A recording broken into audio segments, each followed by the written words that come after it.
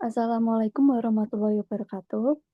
Eh, Perkenalkan nama saya Laila Madani dengan NIM akhir 150. Di sini saya akan mempresentasikan atau menganalisis risiko pada bisnis mie ayam yang sudah berjalan kurang lebih 3 tahun. Ada beberapa risiko yang bisa terjadi, yaitu satu, ada persaingan usaha mie ayam di sekitar lokasi.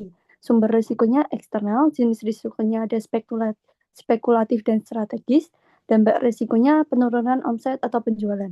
Yang kedua, ada risiko tentang kenaikan harga bahan baku seperti mie, ayam, cabai, dan lain-lain. Sumber risikonya eksternal, jenis risikonya spekulatif dan keuangan. Dampak risikonya sendiri, margin keuntungan menipis, biaya produk meningkat. 3, bahan baku busuk atau basi. Sumber risikonya internal, jenis risikonya murni dan operasional, dampak risikonya kerugian material dan limbah. Keempat, ada keracunan makanan atau isu higienitas, yaitu sumber risikonya dari internal, jenis risikonya murni dan reputasi. Dampak risiko penutupan usaha, tuntutan hukum, dan pelanggan kecewa. Yang kelima, ada kecelakaan kerja, sumber risikonya internal, jenis risikonya murni dan operasional, seperti gangguan produksi dan biaya pengobatan.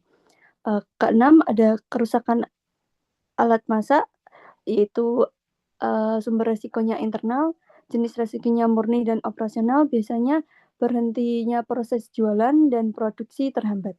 Ketujuh, ada perubahan selera konsumen. Sumber risikonya eksternal, jenisnya spekulatif strategis, dan biasanya terjadi produksi tidak lagi laku. Produk tidak lagi laku. Kedelapan, ada komplain pelanggan di media sosial, yaitu sumber risikonya ada eksternal, jenisnya murni dan reputasi, biasanya citra usaha menurun. Dan kesembilan, pencatatan keuangan tidak rapi, sumber risikonya internal, jenis risikonya ada murni dan keuangan, biasanya terjadi kesalahan penghitungan laba. Dan terakhir, pelayanan lambat saat ramai. Sumber risikonya ada internal dan jenis risikonya spekulatif, reputasi. Biasanya pelanggan tidak puas, kecewa, dan berkurang.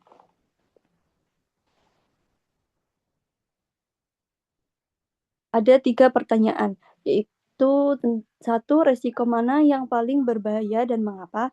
Risiko yang paling berbahaya bagi usaha mie ayam adalah risiko reputasi, seperti keracunan makanan atau isu kebersihan.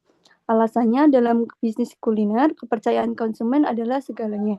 Jika terjadi satu kali kasus keracunan atau isu bahan tidak halal atau higienis, dampaknya akan cepat menyebar atau viral, sekalipun risiko lain seperti kenaikan harga bisa diatasi dengan penyesuaian harga. Risiko reputasi yang buruk sangat sulit dipulihkan dan seringkali berujung pada keberangkutan permanen.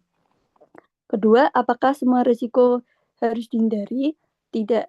Tidak semua risiko harus dihindari, dan faktanya beberapa risiko tidak mungkin dihindari sepenuhnya.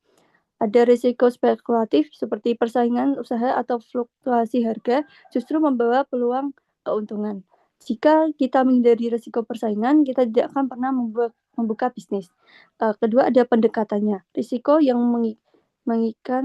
merugikan atau murni. Sebaiknya dimitigasi atau ditransfer, misal asuransi. Sedangkan risiko bisnis spekulatif harus dikelola dengan strategi dan tepat agar menghasilkan keuntungan. 3, jika Anda sebagai manajer atau strategi apa yang Anda ambil? Jika saya sebagai manajer, saya akan mengambil strategi manajemen risiko terpadu, yaitu satu, mitigasi atau pencegahan. Membuat SOP ketat untuk kebersihan, menghindari risiko operasional atau reputasi, dan pengawasan kualitas harian. 2, diverifikasi atau penyebaran. Menjalin hubungan dengan lebih dari satu supplier agar tidak bergantung pada satu pihak saat harga naik. 3, retenasi dan asuransi. Mencadangkan dana darurat untuk risiko kecil dan sering terjadi, dan mempertimbangkan asuransi kebakaran untuk perlindungan aset besar. Terus ada inovasi, yaitu secara aktif memantau pasar atau risiko strategis agar menu mie ayam selalu relevan dengan keinginan konsumen sehingga risiko kehilangan pelanggan bisa diminimalisir. Baik, untuk selanjutnya saya akan bertanya kepada Maya Apriliani. Menurut Anda, bagaimana cara mengelola risiko reputasi pada usaha mie ayam agar tidak berdampak pada penurunan kepercayaan konsumen?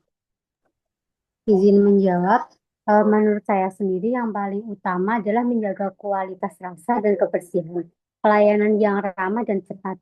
Kemudian ada menjaga ulasan dan feedback pelanggan. Kemudian yang terakhir konsisten dalam operasional, eh, jam buka, kemudian kualitas makanan dan harga. Mungkin itu saja. Kalau ada yang perlu ditambahin. Izin menambahi, saya setuju dengan pendapat Maya, karena menjaga kualitas, kebersihan, dan pelayanan memang sangat penting. Namun menurut saya, dalam mengelola resiko reputasi juga perlu adanya penanganan komplain yang cepat dan tepat. Karena jika ada keluhan pelanggan yang tidak ditangani dengan baik, hal itu bisa cepat menyebar dan berdampak pada kepercayaan konsumen. Mungkin itu dari saya. Bisa tambahkan lagi ke Laila.